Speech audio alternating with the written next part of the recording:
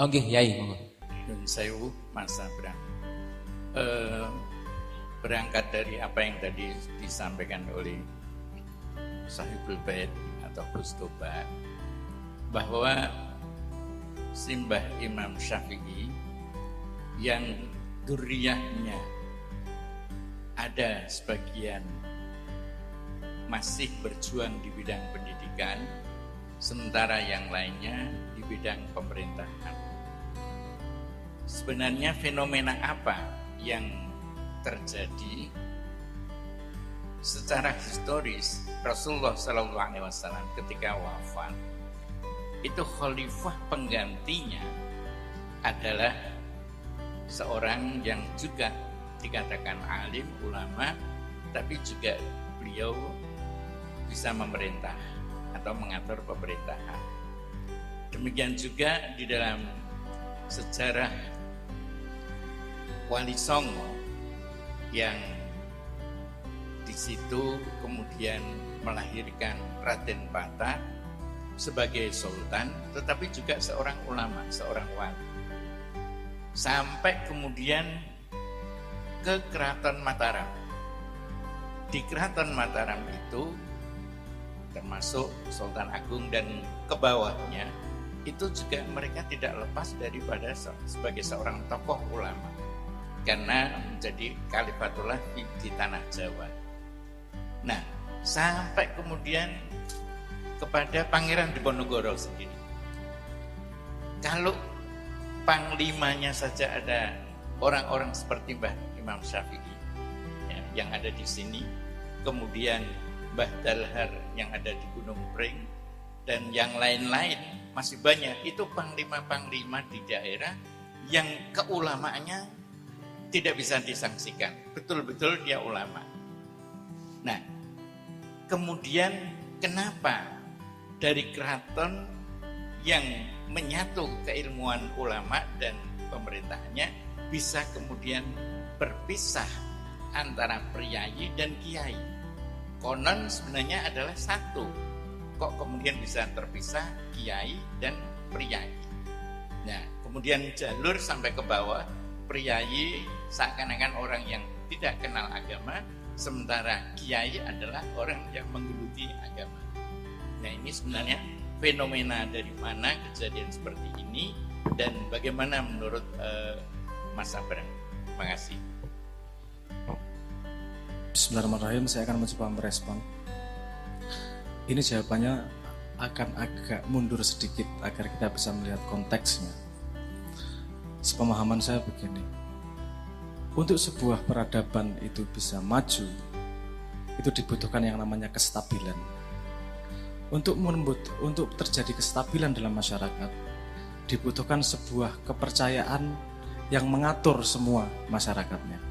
Jadi ada sistem yang di atas semua masyarakatnya. Kita bisa lihat evolusinya. Dulu raja dianggap sebagai kalimat raja dianggap di atas manusia, sehingga semuanya patuh kepada raja. Itu terjadi kestabilan. Tapi kemudian runtuh ketika rajanya tidak lagi bisa dipercaya. Kekuatan yang dia emban hanya untuk kepentingan pribadinya, misalnya seperti itu. Ketika itu sudah tidak dipercaya, kemudian dibutuhkan payung lagi yang baru. Payung berikutnya adalah payung agama. Karena itu, payung agama adalah kalimat dari Tuhan, semua orang mempercayainya, dan tidak ada yang bisa lebih tinggi dari kalimat Tuhan tersebut. Sehingga itu bisa menjadi payung untuk peradaban, sehingga terjadi kestabilan. Menurut saya zaman keemasan Islam juga datang dari payung tersebut. Tapi kemudian hal yang sama terjadi. Kalau kita mau belajar Renaissance, kita mau belajar runtuhnya keuskupan dan runtuhnya Ottoman misalnya, di luar perangnya ya, ini pada sosiologinya, adalah ketika payungnya ini kemudian dimanfaatkan oleh segelintir orang untuk kepentingannya sendiri. Misalnya lahirnya hadis-hadis palsu untuk melegitimasi kekuasaan, ini karena menggunakan payung untuk kepentingan segelintir orang, bukan untuk masyarakat umumnya. Nah, kemudian ketidakpercayaan itu akan menghasilkan sistem baru. Setelah sistem agama dan kalimat Tuhannya itu mulai tidak dipercaya, bukan kalimat Tuhan yang tidak dipercaya. Yang tidak dipercaya adalah karena orang yang paham tentang kalimat Tuhan ini memanfaatkan untuk kepentingan pribadinya. Tidak semua, tapi ada beberapa, tapi masyarakat kemudian mulai tidak percaya pada sistem itu. Maka lahirlah demokrasi. Demokrasi itu kemudian kan tidak mempercayakan kepada satu orang, tapi konsepnya adalah dari orang untuk orang oleh orang banyak. Dari orang banyak oleh orang banyak untuk orang banyak.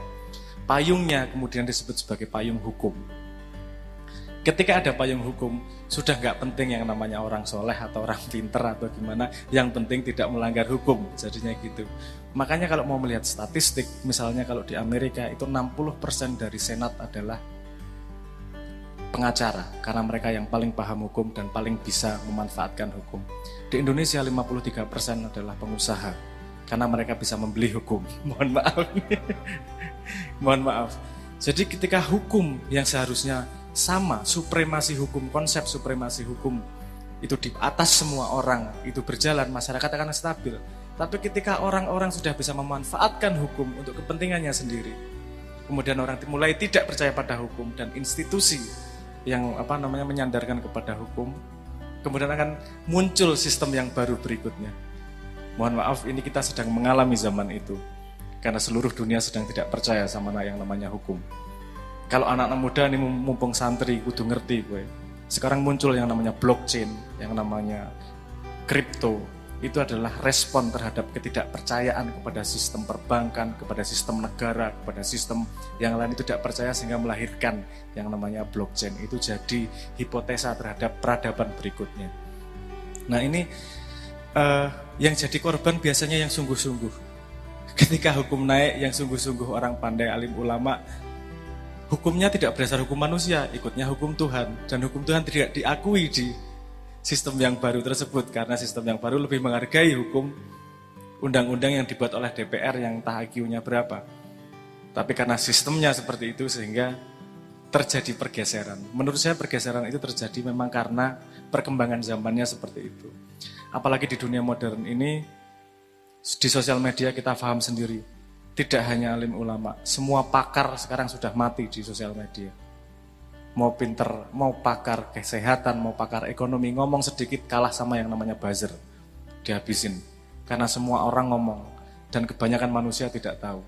Tapi berani ngomong. Justru karena dia tidak tahu, makanya mantap ngomongnya. Karena tidak tahu, dirinya nggak tahu. Gitu. Jadi pahamnya dia yang paling pinter. Nah itu terjadi mayoritas di sosial media, membuat keadaan menjadi agak goyah. Ini sedunia mengalami itu sekarang. Nah, menurut saya analisisnya seperti itu, karena pergantian payung tersebut. Ketika payungnya masih kalimat Tuhan, alim ulama itu bisa menjadi pemegang kekuasaan sekaligus. Tapi ketika payungnya berubah menjadi hukum, keilmuan tidak lagi berhubungan dengan payung tersebut. Mohon maaf kalau tidak jelas pemahaman saya, analisisnya seperti itu.